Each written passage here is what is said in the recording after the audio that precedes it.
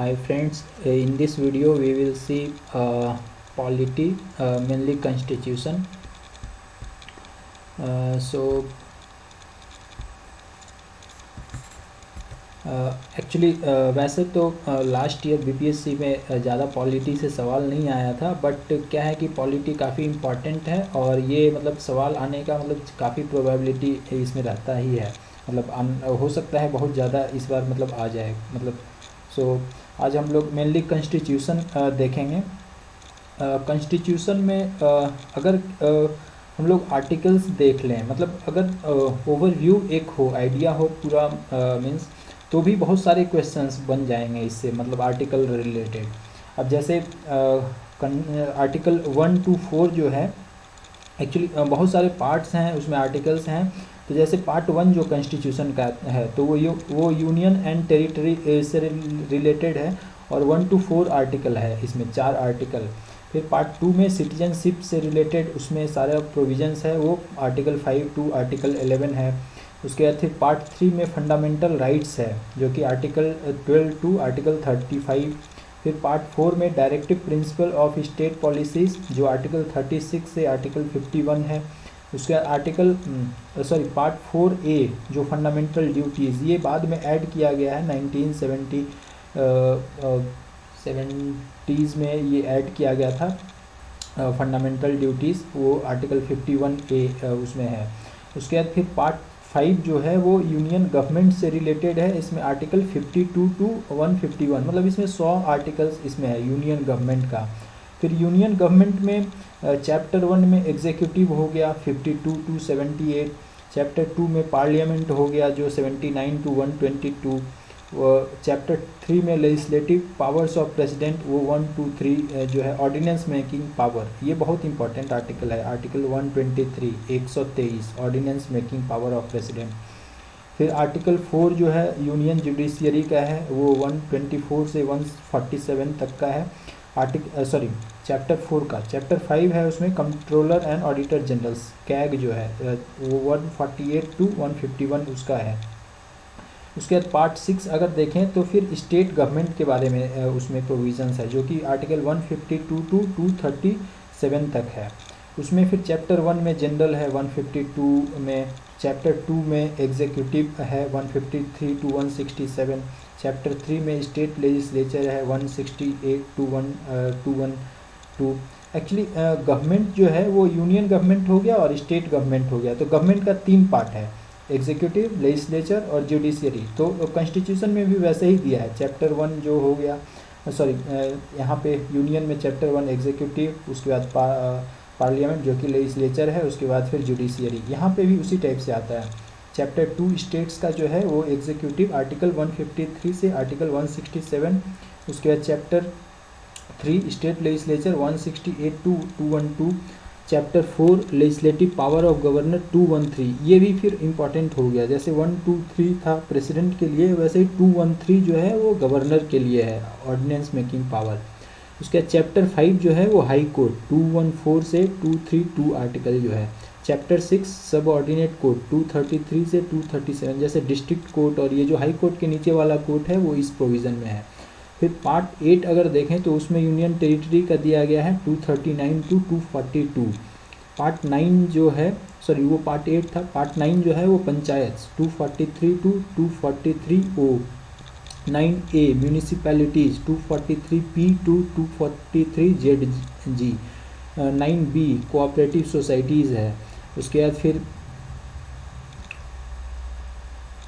बाद फिर 10th scheduled and tribal area 244 to 244A, ये भी इम्पॉर्टेंट है, जहाँ जहाँ पे एसटी पॉपुलेशन और इस टाइप से है तो प्रोविज़न है कि उस एरिया को अलग से आइडेंटिफाई करना है, प्रेसिडेंट आइडेंटिफाई करते हैं, उसके लिए फिर अलग कुछ एक्स्ट्रा मीन्स प्रोविज़न्स होता है, तो वो इसमें दिया गया है 10th पार्ट में। पार्ट 11 जो है relation between union and state 245 से 263 तक है, उसमें चैप्टर 1 लेजिस्लेटिव रिलेशन 245 to 255 और एडमिनिस्ट्रेटिव रिलेशन 256 to 263।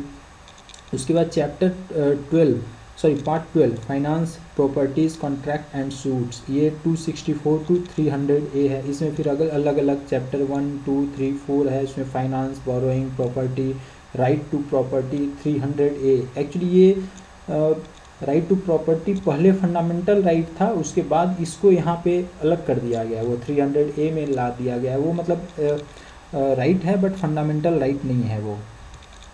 पार्ट 13 जो है trade, commerce and intercourse within territories of India. 14th part में service under union and state, इसमें यूपीएससी और स्टेट पब्लिक सर्विस कमीशन जो है वो इसमें आता है। Part 14 services under union and state, article 308 से 323 तक। फिर चैप्टर 14A जो है ट्रिब्यूनल्स है। चैप्टर 15 जो है इलेक्शन कमीशन, और ये उसमें आता है 324 टू 329A। उसके बाद पार्ट 16 है special provisions related to certain classes. Part 17 official language 343 to 351। उसके बाद पार्ट 18 इमरजेंसी प्रोविज़न 352 टू 360। ये भी काफ़ी इंपॉर्टेंट आर्टिकल है ये वाला 352 टू 360 जो है। उसके बाद फिर पार्ट 19 मिसलेनियस है 361 टू 367। उसके बाद पार्ट 20 अमेंडमेंट ऑफ कॉन्स्टिट्यूशन, ये बहुत ज़्यादा इंपॉर्टेंट है 368 आर्टिकल जो है। पार्ट 21 जो है temporary transition and special provisions 369 to 392। अब जैसे इसमें है ट्रांजिशन प्रोविज़न शुरू में दिया गया था इंडिपेंडेंस के बाद, जैसे आर्टिकल 370 जो कि जम्मू एंड कश्मीर के लिए, वैसे ही अलग अलग कुछ कुछ और भी है। उसके बाद पार्ट 22 उसमें short titles, commencement, authoritative text, Hindi, और ये दिया गया 393 से 395 तक वो है। उसके बाद फिर जैसे इम्पॉर्टेंट आर्टिकल्स इसके जो हैं वो सब इसमें मतलब वो भी थोड़ा इम्पॉर्टेंट हो जाता है, जैसे आर्टिकल 1, 3, 13, 14, 16, 17, ये सब जो कुछ कुछ। अब जैसे यहाँ से है 13 से फंडामेंटल राइट स्टार्ट हो जाता है, तो 14th में इक्वालिटी बिफोर लॉ है, 16th में इक्वलिटी ऑफ अपॉर्चुनिटी, 17th में अनटचेबिलिटी अबॉलिश करना। इसी टाइप से 21, 21A, 25, 30, 32, 46, 50, ये सब जो है वो आर्टिकल इम्पॉर्टेंट है इसका। उसके बाद फिर अगर इधर देखें आर्टिकल 226, 249, 280, 300, 333, 370 जो temporary provision related to Jammu and Kashmir है।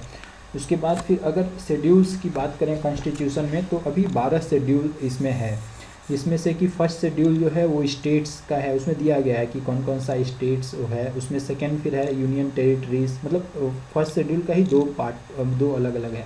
सेकंड शेड्यूल में है प्रेसिडेंट गवर्नर का क्या प्रोविजंस है उसमें, फिर ओथ और ये सब, सॉरी स्पीकर, डिप्टी स्पीकर, वो सब, controller and auditor general, supreme court, high court से रिलेटेड वो है शेड्यूल 2। फिर शेड्यूल 3 जो है उसमें forms of oath and affirmations वो दिया गया है। शेड्यूल 4 में काउंसिल ऑफ स्टेट, राज्यसभा का सीट अलोकेशन उसमें दिया गया है। ये शेड्यूल 5 में शेड्यूल्ड एरिया या ट्राइब, वो उसमें शेड्यूल 5 में दिया गया है। फिर शेड्यूल 6 जो है ट्राइबल एरिया, इसमें आसाम, मेघालय, त्रिपुरा, मिजोरम। उसके बाद शेड्यूल 7 जो है यूनियन, स्टेट और कंकरेंट लिस्ट, वो जो 3 लिस्ट दिया गया है वो शेड्यूल 7 में है। उसके बाद शेड्यूल 8 में लैंग्वेजेस दिया गया है, मीन्स क्या क्या लैंग्वेज होगा। फिर शेड्यूल 9 में सारे एक्ट जो कि जुडिशियल उसका रिव्यू नहीं हो सकता है वो उसमें डाल देते हैं शेड्यूल 9 में। फिर 10th में ये इंपॉर्टेंट है शेड्यूल 10 डिस्क्वालिफिकेशन ऑन डिफेक्शन, जैसे कोई पॉलिटिकल पार्टीज़ में कोई चेंज करेंगे यहाँ से वहाँ, तो इसमें उसमें जो डिफेक्शन होता है वो इसमें है शेड्यूल 10। फिर शेड्यूल 11 और 12 जो है ये लोकल गवर्नमेंट से रिलेटेड है। शेड्यूल 11 आर्टिकल 243G से रिलेटेड है, उसमें 29 फंक्शंस है दिया हुआ है। उसके बाद शेड्यूल 12 जो है उसमें 243W से रिलेटेड है, उसमें 18 फंक्शन दिया गया है। Thank you.